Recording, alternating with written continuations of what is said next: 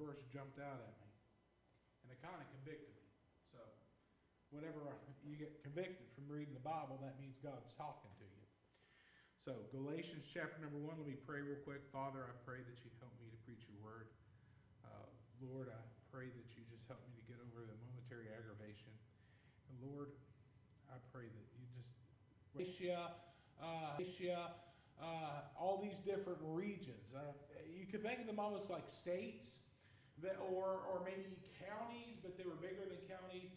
The Roman Empire had a lot of these, and Galatia was, it eventually became part of Greece.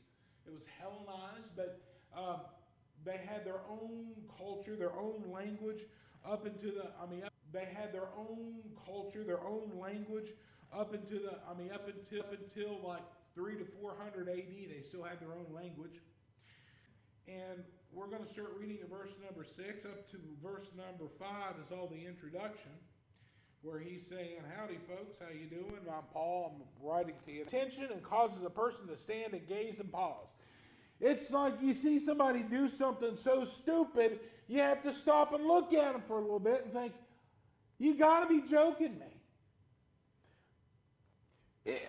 There are things, it's like somebody says, well, you know, the way to fix things is you drill a hole in your computer until the smoke comes out, then you can fix it. You know, it's like, no, it's just completely wrong.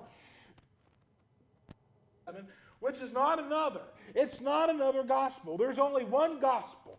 Anything else is not a gospel. You understand? If they say in order for you to be saved, you have to do this or this or this, the trouble here means to agitate them or make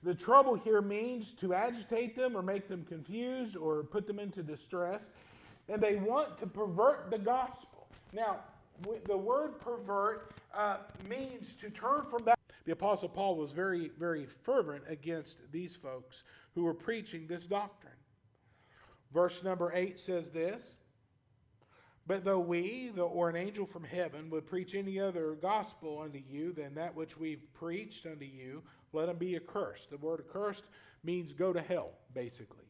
The Apostle Paul was saying, anybody, even if it's an angel preaching, there's only one gospel. It's not like you're going to come out in 2 years and there's a new and improved gospel and it's 55% lighter on whatever. There's no improvement. There's only one gospel. He says, I don't care who comes to you and preaches you to something different. When I was in high school, I had a friend. His name was Bobby. Unrelated. On average, 1 out of every 9 chapters are copied from the Bible. 27 chapters of the King James Bible are copied verbatim into the Book of Mormon. There's only 239 chapters in the Book of Mormon. He also used the Apocrypha, a book called the Golden Pot, and other sources. And these came from a Mormon site. So the fact that he plagiarized this was pretty well known. He said that God gave him this translation ability.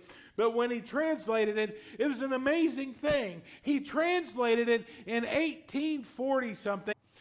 My whole point is that he copied it.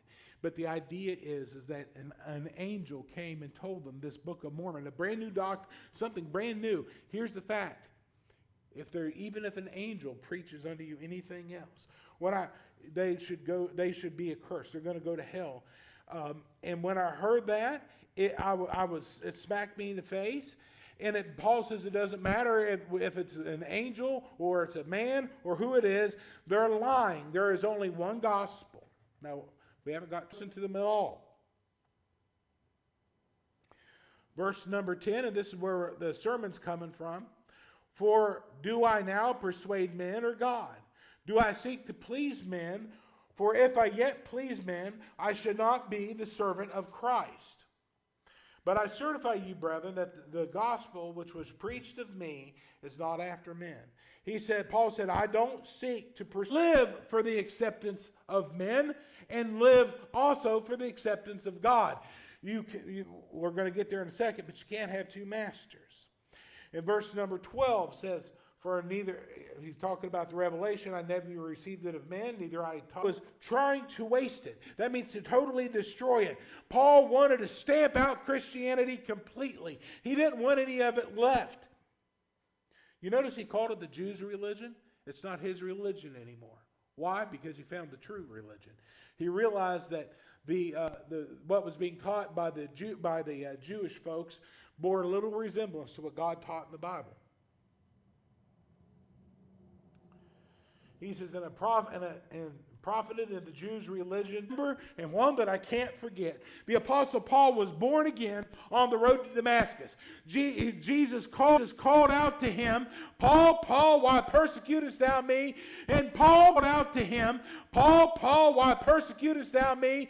And Paul got, for not with flesh and blood, neither went I up to Jerusalem to them which were apostles before me, but I went into Arabia and returned again to Damascus. See, what happened is, when I got saved, I didn't go and check it out with anybody else. I went out in the desert for 3 years, and I communed with God, and God revealed all this information to me. And then I came back to Damascus, and I started preaching it. I didn't ask anybody for their opinion of it. What was Paul saying? He was saying, listen, I want you to understand something. This is not my doctrine that I'm teaching you. This is the God. These folks most likely allowed the teaching of the Judaizers into the church because they didn't want to be mean. They didn't want to hurt anybody's feelings. They wanted to be nice. They wanted to be popular. They wanted to get along. And these guys probably were very zealous. And it was interesting. And so they went along with it. And what Paul was trying to say in verse number 10, I'm going to read it again for you. For do I now persuade men or God? Do I seek to please men? For if I yet please men, I shaved. This is a hard statement. If you're constantly running after what other people think of you, you should put on is not the life. Refuse to come to Christ because friendship with the world is more important to them than friendship with God. The Bible says that friendship with the world is enmity with God. You got to pick a side. Are you going to seek acceptance of God, or are you going to seek the acceptance of men? When I look around to the destroyed remnants of what Christianity used to be in this country, what I see is denomination after denomination after denomination.